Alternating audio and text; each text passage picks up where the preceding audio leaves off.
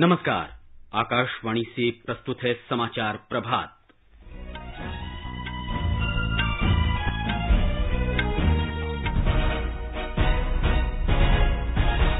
नरेंद्र मोदी सरकार के दूसरे कार्यकाल का पहला वर्ष आज पूरा। भारतीय जनता पार्टी इस उपलक्ष्य में सभी जिलों में ऑनलाइन रैलियां आयोजित करेगी। श्रम और रोजगार मंत्रालय ने रोजगार की तलाश करने वाले युवाओं के लिए ऑनलाइन व्यावसायिक कौशल प्रशिक्षण शुरू किया। देश में कोविड-19 से स्वस्थ होने वालों की दर बढ़कर लगभग 43% हुई। 71,000 से अधिक लोग ठीक हुए। वंदे भारत मिशन के अंतर्गत खाड़ी देशों में फंसे भारतीयों को वापस लाने के लिए 17 उड़ानें संचालित की जाएंगी। अमेरिकी राष्ट्रपति डोनाल्ड ट्रंप ने कोरोना वायरस से निपटने को लेकर विश्व स्वास्थ्य संगठन से संबंध समाप्त करने की घोषणा की। और प्रधानमंत्री नरेंद्र मोदी कल आकाशवाणी पर मन की बात कार्यक्रम में अपने विचार साझा करेंगे।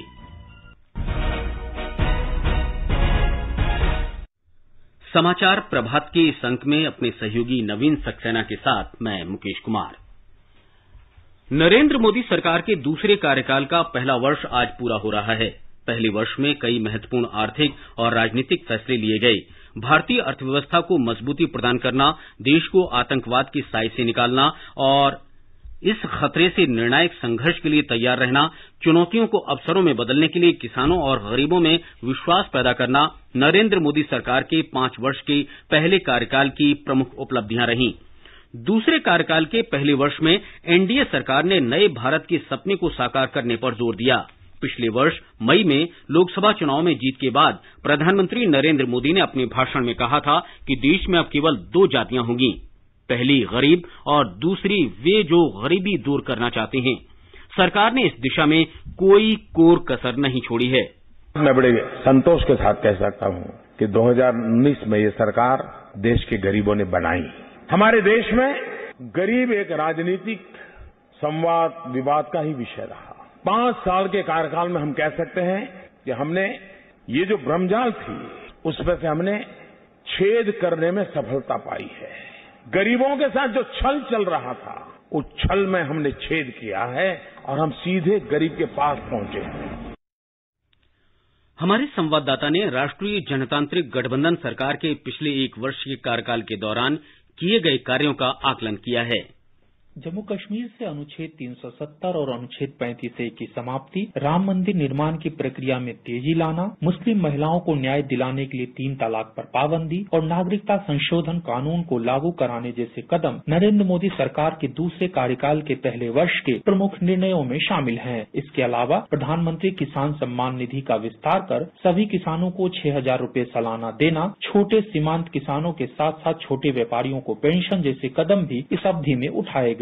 इस कार्यकाल में सरकार ने नए जल शक्ति मंत्रालय का भी गठन किया। प्रधानमंत्री नरेंद्र मोदी के मजबूत और निर्णायक नेतृत्व ने देश की विदेश और रक्षा नीतियों को नई दिशा दी, जिससे अंतर्राष्ट्रीय पटल पर भारत को देखने का नजरिया बदला। तीनों सेनाओं में बेहतर समन्वय और संसाधनों के अधिकतम प्रयोग के उद्देश्य से चीफ ऑफ डिफेंस स्टाफ का पद सृजित किया गया। इस अवधि के दौरान वैश्विक मंदी के बावजूद देश की अर्थव्यवस्था को सरकार ने पटरी पर बनाए रखा। इन कदमों के अलावा वर्तमान में कोविड-19 महामारी में सरकार द्वारा इसके प्रसार को रोकने के साथ ही लोगों के हितों का ख्याल रखने के लिए कई कारगर फैसले भी लिए गए। चाहे वो 20 लाख करोड़ रुपए का पैकेज हो या किसानों, प्रवासी मजदूरों और महिलाओं को अनाज और आर्थिक सहायता, सरकार के सभी निर्णयों में देश के हर नागरिक के कल्याण की प्रतिबद्धता दिखती है। दिवाकर, आकाशवाणी समाचार, दिल्ली।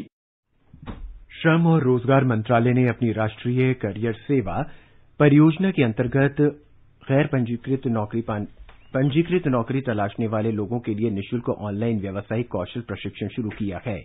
सॉफ्ट स्किल पर आधारित ये पाठ्यक्रम कॉर्पोरेट शिष्टाचार के साथ व्यक्तित्व विकास, अंतर व्यक्तिक कौशल में सुधार तथा वर्तमान में उद्योग द्वारा मांग की जा रही अन्य आवश्यक सॉफ्ट स्किल बढ़ाने में प्रशिक्षकों की सहायता करेगा।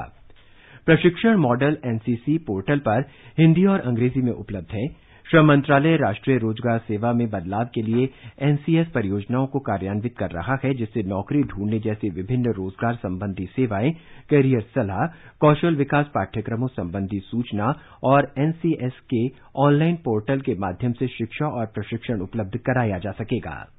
नेशनल करियर सर्विस ने कोविड-19 महामारी की वजह से श्रम बाजार में उत्पन्न चुनौतियों से निपटने के लिए कई कदम उठाए हैं। एनसीएस द्वारा लॉकडाउन की अवधि के दौरान लगभग 76 ऑनलाइन रोजगार मेलों का आयोजन किया गया। इस तरह के मेलों के आयोजन का उद्देश्य नौकरी चाहने वालों और नियोक्ताओं को एक दूसरे के संपर्क में लाना है और इन मेलों में उम्मीदवार के आवेदन करने से लेकर चयन और नियुक्ति तक की प्रक्रिया ऑनलाइन पूरी की जाती है। इसके अलावा रोजगार चाहने वाले लोगों को इन नौकरियों तक सीधी पहुंच देने के लिए एनसीएस पोर्टल पर घर से ही काम करने जैसी नौकरियां और ऑनलाइन प्रशिक्षण कार्यक्रम का एक विशेष लिंक भी बनाया गया है। एनसीएस पोर्टल पर लगभग 1 करोड़ सक्रिय नौकरी चाहने वाले और 54,000 नियोक्ता पंजीकृत हैं। इसके अलावा लगभग 73 लाख रिक्तियां पोर्टल के माध्यम से संगठित की गई हैं। अब तक 200 मॉडल करियर केंद्रों सहित लगभग 1,000 रोजगार कार्यालयों को एनसीएस से जोड़ा जा चुका है। आनंद कुमार, आकाशवाणी समाचार, दिल्ली। स्वास्थ्य मंत्रालय ने कहा है कि देश में कोरोना वायरस से पीड़ित कुल 71,105 रोगी स्वस्थ हुए हैं और ठीक होने की दर बढ़कर करीब 43% हो गई है।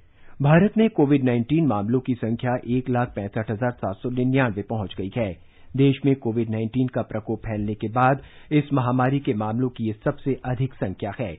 इस महामारी से जान गंवाने वालों की संख्या 4,706 हो गई है। इस समय 89,987 रोगियों का अस्पतालों में इलाज चल रहा है।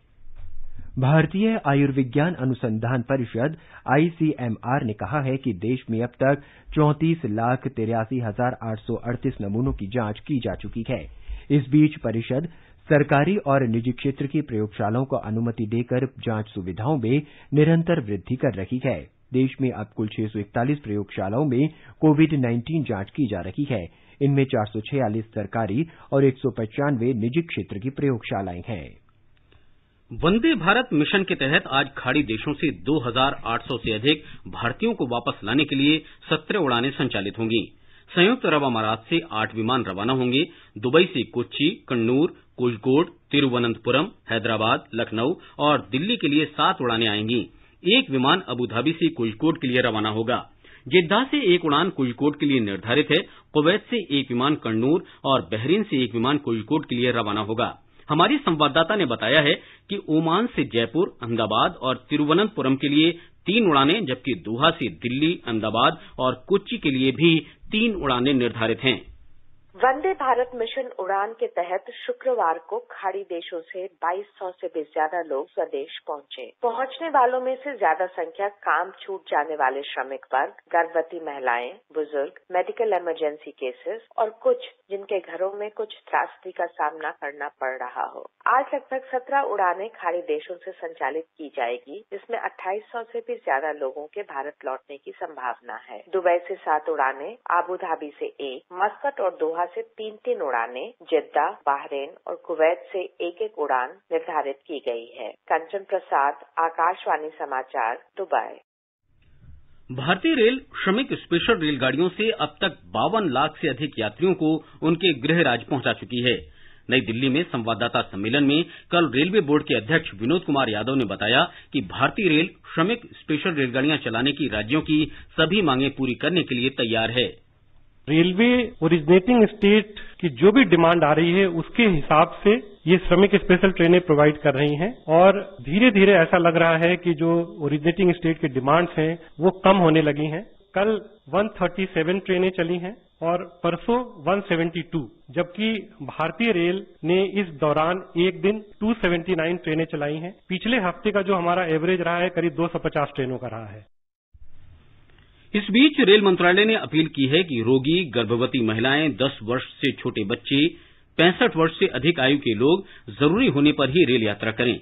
ये अपील यात्रा के दौरान हुई कुछ मौतों को लेकर की गई है। मंत्रालय ने कहा है कि प्रवासियों को घर भेजने के लिए भारतीय रेल पूरे देश में रोजाना श्रमिक स्पेशल रेलगाड़ियां चला रही है। ये देखा गया है कि इस सेवा का लाभ उठाने वाले लोग पहले से ही किसी बीमारी से ग्रस्त हैं। उन लोगों में कोविड-19 महामारी का खतरा बढ़ जाता है। आकाशवाणी के समाचार सेवा प्रभाग ने कल अपने लाइव फोन इन कार्यक्रम में कोविड-19 पर विशेष परिचर्चा प्रसारित की। परिचर्चा में हिस्सा लेते हुए वरिष्ठ चिकित्सक डॉक्टर प्रसून चटर्जी ने कहा कि लॉकडाउन जल्दी लगाने से देश में मरीजों के स्वस्थ होने की दर बेहतर हुई। This is the positive effect of lockdown you can say कि वायरस को एक जगह पे कंटेन किया गया। आप जब कोई भी एक जगह को कंटेन करते हो और उस जगह के ऊपर ध्यान रखते हो तो कोई भी अनटूवर्ड इफेक्ट होती है तो वो मेडिकल हेल्थ सिस्टम के नजर में आती है। Then definitely the chances of recovery is more. Doctor Prasun Chatterjee ने इस बात पर जोर दिया कि लॉकडाउन में ढील के बाद लोगों को ज्यादा सतर्क होने की जरूरत है। लॉकडाउन के बाद हमारा रिस्पॉन्सिबिलिटी और बढ़ जाती है क्योंकि नाउ आपको बाहर जाना है, अपना काम भी करना है और साथ में जो चीजों पे हम लोग स्ट्रेस दे रहे हैं उसको आपको फॉलो करना है। आपको बाहर जाना है लेकिन आपको मास्क पहन के ही जाना है। आपको क्राउड से अवॉइड करना ही है। आपको in case you have cough और रेस्पिरेटरी सिम्टम और एनी सिम्टम जो आपको लग रहा है is not normal, contact your doctor. Haryana में कल कोरोना संक्रमण के 217 नए मरीज सामने आए, जबकि 59 लोगों को स्वस्थ होने के बाद विभिन्न अस्पतालों से छुट्टी दे दी गई। गुरुग्राम में कल सर्वाधिक 115 और फरीदाबाद में 31 लोग संक्रमित पाए गए। हरियाणा के स्वास्थ्य विभाग के अनुसार कोविड-19 से संक्रमित लोगों की संख्या बढ़कर 1721 हो गई है और स्वस्थ होने वाले मरीजों की संख्या 940 हो गई है। अब तक 19 लोगों की मृत्यु की खबर है। बिहार में पिछले 24 घंटों में 174 लोगों में कोरोना वायरस संक्रमण की पुष्टि हुई है। राज्य में कोरोना से संक्रमित लोगों की संख्या अब 3,359 हो गई है। कल 4 लोगों की मृत्यु के बाद कोरोना से मरने वालों की संख्या 20 तक पहुंच गई है। स्वस्थ हुए मरीजों की संख्या 1,209 है, जबकि 2,130 लोगों का विभिन्न अस्पतालों में इलाज चल रहा है। कुल संक्रमित मरीजों में से 2,368 प्रवासी हैं। ब्यौरा हमारे संवाददाता से। देश के विभिन्न राज्यों से लौटने वाले 2,368 प्रवासी कामगारों में पॉजिटिव मामले उजागर हुए हैं। महाराष्ट्र, दिल्ली और गुजरात से लौटने वाले कामगारों में अधिक पॉजिटिव मामले पाए गए हैं। मुख्यमंत्री नीतीश कुमार ने क्वारंटीन केंद्रों पर आ रहे नए लोगों को पुराने आवासित लोगों के साथ नहीं रखने का निर्देश दिया है। उनके लिए अलग रखने की व्यवस्था की जा रही है। 14 दिनों की क्वारंटीन अवधि पूरी हो जाने के बाद 6,40,000 से अधिक लोगों को क्वारंटीन केंद्र से मुक्त कर दिया गया है। राज्य में प्रवासी कामगारों को रोजगार उपलब्ध कराने के लिए टास्क फोर्स का गठन किया गया है। इस बीच राज्य सरकार ने सभी जिलों के लोक सेवा केंद्र आरटीपीएस काउंटर को खोलने का निर्देश दिया है। आकाशवाणी समाचार के लिए पटना से कृष्ण कुमार लाल। महाराष्ट्र में कल 8,381 कोविड रोगियों को उपचार के बाद स्वस्थ होने पर विभिन्न अस्पतालों से छुट्टी दे दी गई। राज्य में अभी तक करीब 27,000 रोगी पूरी तरह स्वस्थ हो चुके हैं। रोगियों के ठीक होने की दर बढ़कर 43.38% हो गई है। इस बीच मुख्यमंत्री उद्धव ठाकरे ने कल शाम बृहन मुंबई नगर निगम के साथ समीक्षा बैठक की। ब्यौरा हमारी संवाददाता से। MMRDA द्वारा केवल 15 दिनों में बीकेसी में बने 1,000 बेड वाले देश के पहले खुले अस्पताल के साथ सोमवार तक मुंबई में लगभग 2,500 अतिरिक्त बेड उपलब्ध होंगे। महाराष्ट्र के मुख्यमंत्री उद्धव ठाकरे ने बृहन मुंबई महानगर आयुक्त को कोरोना वायरस रोगियों के बेड के लिए यूनिक आईडी प्रदान करने और रियल टाइम डैशबोर्ड बनाने का सुझाव दिया है। बारिश के दौरान अन्य रोगियों पर उपचार करने वाले निजी डॉक्टरों को पीपीई किट प्रदान करने के निर्देश भी उन्होंने नगर निगम को दिए। साथ ही आवश्यक सेवाओं में लगे कर्मचारियों के लिए उपनगरीय रेल सेवा शुरू करने की मांग को लेकर केंद्र सरकार के साथ बातचीत करते रहने के निर्देश भी उन्होंने दिए। उन्होंने कहा कि अस्पताल के कर्मचारियों के साथ साथ आवश्यक सेवाओं में लगे अन्य कर्मचारियों की यातायात के लिए कोई अन्य विकल्प नहीं है और बारिश के मौसम में इसकी अधिक आवश्यकता हो सकती है। माधुरी पांगे, आकाशवाणी समाचार, मुंबई। बंबई उच्च न्यायालय ने महाराष्ट्र सरकार के इस फैसले पर हैरानी व्यक्त की है कि राज्य के प्रत्येक जिले में कोविड-19 के लिए जांच प्रयोगशाला की आवश्यकता नहीं है। मुख्य न्यायाधीश दीपांकर दत्ता और न्यायाधीश के तातेड़ की खंडपीठ रत्नागिरी के एक मछुआरे खलील वास्ता की जनहित याचिका की सुनवाई के दौरान यह प्रतिक्रिया दी। जनहित याचिका में कहा गया कि रत्नागिरी में कोविड मरीजों के लिए केवल 2 अस्पताल हैं और मरीजों को नमूनों की जांच के लिए करीब 200 किलोमीटर दूर सांगली स्थित प्रयोगशाला की यात्रा करनी पड़ती है। महाराष्ट्र सरकार ने इस वर्ष परंपरागत आषाढ़ी वारी पालकी उत्सव को रद्द करने का फैसला किया है। उप मुख्यमंत्री अजित पवार ने पंढरपुर मंदिर न्यास और इससे जुड़े अन्य अधिकारियों के साथ बैठक की। उन्होंने स्पष्ट किया कि सरकार परंपरा को आगे बढ़ाना सुनिश्चित करेगी और विभिन्न संतों की पवित्र चरण पादुकाओं को विमान, हेलीकॉप्टर या बस द्वारा मंदिर पहुंचाने के लिए आवश्यक प्रबंध करेगी, लेकिन पादुकाओं को ले जाने के लिए जुलूस निकालने की अनुमति नहीं होगी। राजस्थान में रात का कर्फ्यू 31 मई के बाद भी जारी रहेगा। मुख्यमंत्री अशोक गहलोत की अध्यक्षता में कल रात हुई उच्च स्तरीय बैठक में यह निर्णय लिया गया। मुख्यमंत्री ने संक्रमित लोगों की संख्या के आधार पर संवेदनशील क्षेत्रों को फिर से परिभाषित करने का निर्देश दिया। एक रिपोर्ट। प्रदेश में कल 298 नए लोगों में कोरोना संक्रमण का पता चला, जबकि 429 लोग संक्रमण मुक्त घोषित किए गए। स्वास्थ्य विभाग के अतिरिक्त मुख्य सचिव रोहित कुमार सिंह ने बताया कि कोरोना संक्रमण के मामले में अन्य राज्यों के मुकाबले राजस्थान की स्थिति बेहतर है। पिछले 6 दिनों से प्रदेश में सक्रिय मामलों की संख्या स्थिर है और रिकवरी रेट भी बढ़ी है। इसी तरह पिछले 3 दिन में प्रवासी लोगों सहित सभी तरह के मामलों में कमी आई है। शहरी क्षेत्रों में कर्फ्यूग्रस्त इलाकों की संख्या भी कम हुई है। इस बीच मुख्यमंत्री अशोक गहलोत आज पंचायत जनप्रतिनिधियों के साथ वीडियो कॉन्फ्रेंस के माध्यम से चर्चा करेंगे। इसमें कोरोना की स्थिति, पेयजल आपूर्ति, मनरेगा कार्य तथा टिड्डी की समस्या जैसे मुद्दों पर चर्चा होने की उम्मीद है। जितेंद्र द्विवेदी, आकाशवाणी समाचार, जयपुर। आगे बढ़ने से पहले एक नजर फिर से मुख्य समाचारों पर। नरेंद्र मोदी सरकार के दूसरे कार्यकाल का पहला वर्ष आज पूरा। भारतीय जनता पार्टी इस उपलक्ष्य में सभी जिलों में ऑनलाइन रैलियां आयोजित करेगी। श्रम और रोजगार मंत्रालय ने रोजगार की तलाश करने वाले युवाओं के लिए ऑनलाइन व्यावसायिक कौशल प्रशिक्षण शुरू किया। देश में कोविड-19 से स्वस्थ होने वालों की दर बढ़कर लगभग 43% हुई।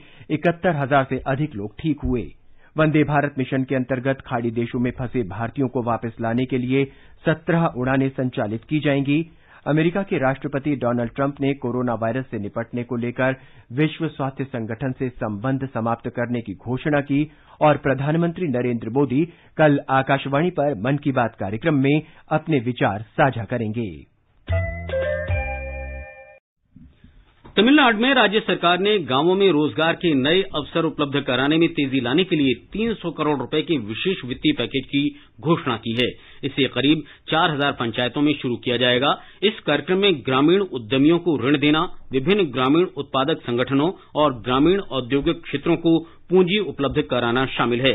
इस बीच राज्य में कोविड-19 से संक्रमित लोगों की संख्या 20,000 से अधिक हो गई है। मुख्यमंत्री इडापड्डी के पलनीसामी ने कोविड-19 की स्थिति पर विचार विमर्श के लिए कल जिला कलेक्टरों से बातचीत की। पूर्णबंदी का चौथा चरण रविवार को समाप्त हो रहा है, जिसे देखते हुए मुख्यमंत्री ने वीडियो कॉन्फ्रेंस के जरिए संवाद में जिला कलेक्टरों को उन प्रवासी मजदूरों की सहायता करने के लिए कहा जो अपने गृह राज्य वापस जाना चाहते हैं या वहीं रहकर अपना काम शुरू करना चाहते हैं, क्योंकि बहुत सी औद्योगिक इकाइयों ने फिर से काम करना शुरू कर दिया है। जहां तक अपने गृह राज्य लौटे श्रमिकों या नए आने वाले श्रमिकों की बात है, जिला कलेक्टरों को उनकी कोविड-19 संक्रमण जांच करने और उनके काम पर जाने से पहले निश्चित अवधि के लिए संगरोध करने के निर्देश दिए गए हैं। उन्होंने कहा कि चेन्नई के सिवाय बाकी सभी जिलों में स्थिति नियंत्रण में है। चेन्नई में संक्रमण से निपटने के लिए प्रयास तेज किए जा रहे हैं। चेन्नई से जयसिंह की रिपोर्ट के साथ समाचार कक्ष से वीरेंद्र कौशिक। गुजरात में पिछले 24 घंटों के दौरान विभिन्न अस्पतालों से 608 मरीजों को स्वस्थ होने के बाद छुट्टी दे दी गई। राज्य के स्वास्थ्य विभाग ने बताया है कि कल राज्य में संक्रमण के 372 नए लोगों के सामने आने से कुल संक्रमितों की संख्या बढ़कर 15,944 हो गई है।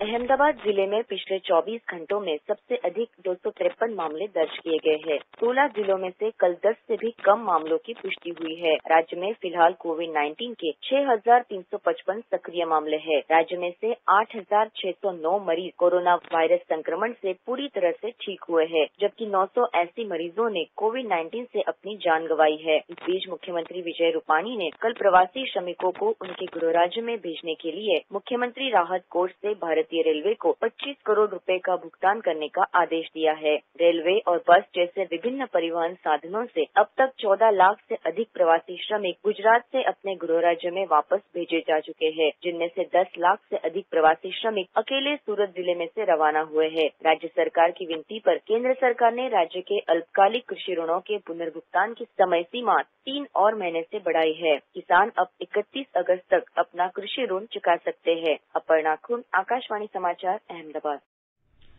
मध्य प्रदेश में सतना जिले में एक जनजातीय दंपत्ति ने प्रधानमंत्री नरेंद्र मोदी के आत्मनिर्भर मंत्र पर कार्य करते हुए अपने गांव में एक कुएं की खुदाई की है।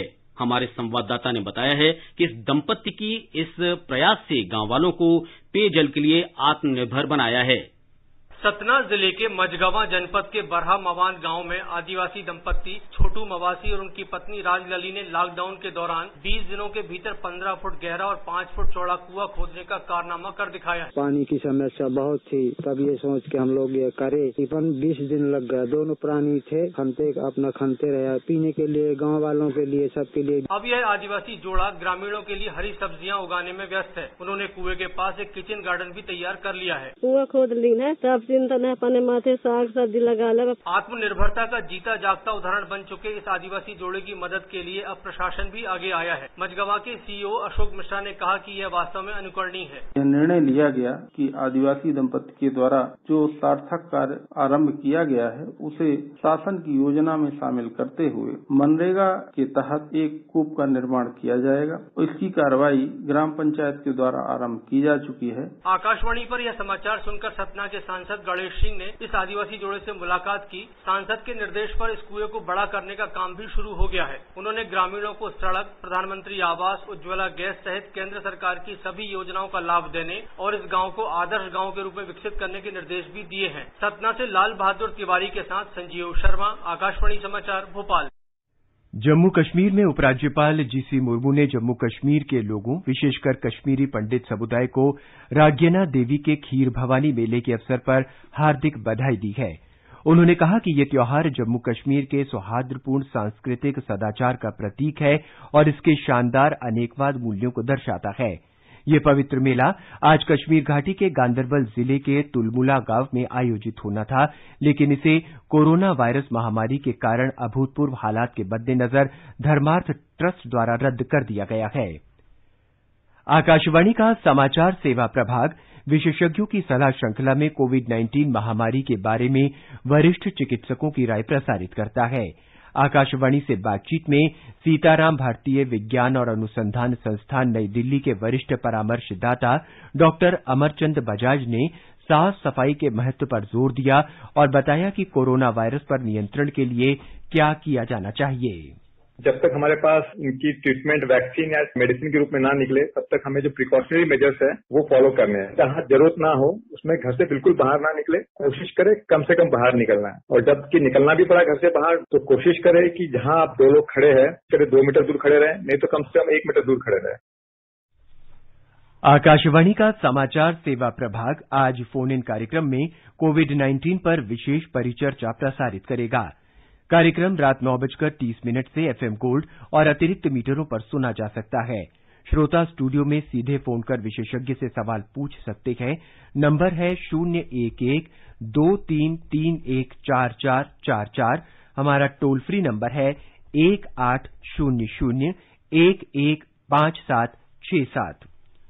प्रधानमंत्री नरेंद्र मोदी कल आकाशवाणी से सुबह 11 बजे मन की बात कार्यक्रम में देश विदेश में लोगों के साथ अपने विचार साझा करेंगे। मासिक रेडियो कार्यक्रम की ये 65वीं कड़ी होगी। ये कार्यक्रम आकाशवाणी और दूरदर्शन के समूचे नेटवर्क और आकाशवाणी समाचार की वेबसाइट www.newsonair.com और news on AIR mobile app पर उपलब्ध रहेगा। ये कार्यक्रम आकाशवाणी, डीडी न्यूज, प्रधानमंत्री कार्यालय तथा सूचना और प्रसारण मंत्रालय के यूट्यूब चैनलों पर उपलब्ध रहेगा। आकाशवाणी से मन की बात के हिंदी प्रसारण के तुरंत बाद इस कार्यक्रम का क्षेत्रीय भाषाओं में पुनः प्रसारण शाम 8 बजे किया जाएगा।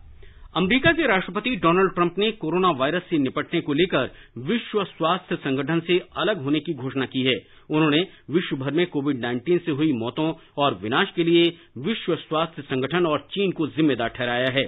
श्री ट्रंप ने कहा कि विश्व स्वास्थ्य संगठन आवश्यक सुधार करने में नाकाम रहा है, इसलिए अमेरिका उसके साथ अपना संबंध तोड़ रहा है और उसको दी जाने वाली राशि वैश्विक स्वास्थ्य जरूरतों को पूरा करने के लिए विश्व की अन्य एजेंसियों को तत्काल भेज दी जाएगी। उन्होंने कहा कि चीन को इस वायरस को लेकर विश्व को जवाब देना होगा। जाने माने गीतकार योगेश का कल निधन हो गया। वे 77 वर्ष के थे। उन्होंने आनंद फिल्म के लिए कहीं दूर जब दिन ढल जाए और जिंदगी कैसी है पहली जैसी खूबसूरत गीत लिखे। योगेश फिल्म जगत में 70 के दशक से शीर्ष रचनाकारों में शुमार थे। उन्होंने ऋषिकेश मुखर्जी और बसु चटर्जी जैसे निर्देशकों के साथ काम किया। हिंदी सिनेमा को एक से बढ़कर एक गीतों की सौगात देने वाले गीतकार योगेश ने कल शुक्रवार को अंतिम सांस ली। योगेश की गिनती बेहतरीन गीतकारों में होती है। उन्होंने अपने समय के जाने माने फिल्मकारों के साथ खूब काम किया। लखनऊ में 19 मार्च 1943 को जन्मे गीतकार योगेश ने हिंदी सिनेमा को कई यादगार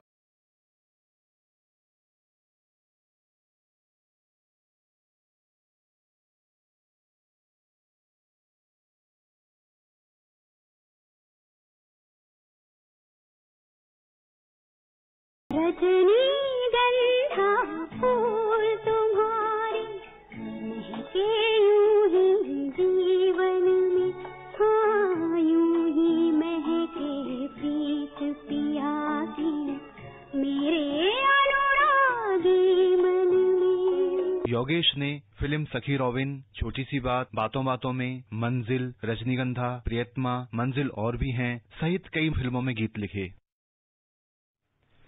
कल रात हरियाणा के रोहतक में 1 घंटे के भीतर 2 भूकंप के झटके आए, जिसे राष्ट्रीय राजधानी दिल्ली में भी महसूस किया गया। राष्ट्रीय भूकंप केंद्र के अनुसार भूकंप का पहला झटका रात 9:08 पर आया। रिक्टर स्केल पर इसकी तीव्रता 4.5 मापी गई। 2.9 की तीव्रता का दूसरा झटका रात करीब 10 बजे इसी स्थान पर आया। और अब एक नजर आज के मौसम पर। दिल्ली में आज न्यूनतम तापमान 22 डिग्री सेल्सियस और अधिकतम तापमान 35 डिग्री सेल्सियस के आसपास रहने की उम्मीद है। राष्ट्रीय राजधानी में गरज के साथ आंधी आने की संभावना है। मुंबई में आंशिक रूप से बादल छाए रहेंगे। न्यूनतम तापमान 28 डिग्री जबकि अधिकतम तापमान 35 डिग्री सेल्सियस के आसपास रहने का अनुमान है। केंद्र शासित प्रदेश जम्मू कश्मीर में जम्मू में न्यूनतम तापमान 25 डिग्री और अधिकतम तापमान 37 डिग्री सेल्सियस के आसपास रहेगा। जम्मू में आंशिक रूप से बादल छाए रहेंगे, साथ ही बारिश होने और गरज के साथ आंधी आने या धूल भरी तेज हवाएं चलने की संभावना है। गिलगित में न्यूनतम तापमान 15 डिग्री और अधिकतम तापमान 32 डिग्री सेल्सियस के आसपास रह सकता है। आसमान साफ रहेगा, कहीं कहीं हल्की वर्षा हो सकती है। मुजफ्फराबाद में आंशिक रूप से बादल छाए रहेंगे, बारिश होने और धूल भरी आंधी आने की उम्मीद है। न्यूनतम तापमान 16 डिग्री सेल्सियस जबकि अधिकतम तापमान 36 डिग्री सेल्सियस तक रह सकता है। समाचार कक्ष से मृगनयनी पांडे। ये समाचार हमारी वेबसाइट newsonair.com/hindi पर भी उपलब्ध हैं। और नवीन, अब आप बताएं कि आज के समाचार पत्रों में कौन कौन सी सुर्खियां छाई रहीं। मुकेश मोदी सरकार के दूसरे कार्यकाल का पहला वर्ष पूरा होने पर प्रधानमंत्री का देशवासियों के नाम संदेश आज के सभी अखबारों में है। हिन्दुस्तान का शीर्षक है, भारत का भविष्य कोई आपदा तय नहीं कर सकती। नवभारत टाइम्स लिखता है, एक हाथ में कर्म और कर्तव्य तो दूसरे हाथ में सफलता सुनिश्चित है। दैनिक जागरण प्रधानमंत्री ने दिखाई राहत शीर्षक से लिखता है, अर्थव्यवस्था को फिर पटरी पर लाना दुनिया के सामने सबसे बड़ी चुनौती। राजस्थान पत्रिका का कहना है, देश में व्यवस्थाओं को जड़ता और भ्रष्टाचार से बाहर निकलते हुए देखा। राष्ट्रीय सहारा मोदी सरकार के 6 साल शीर्षक से लिखता है, दुनिया के लिए मिसाल बनी भारतीय लोकतंत्र की शक्ति।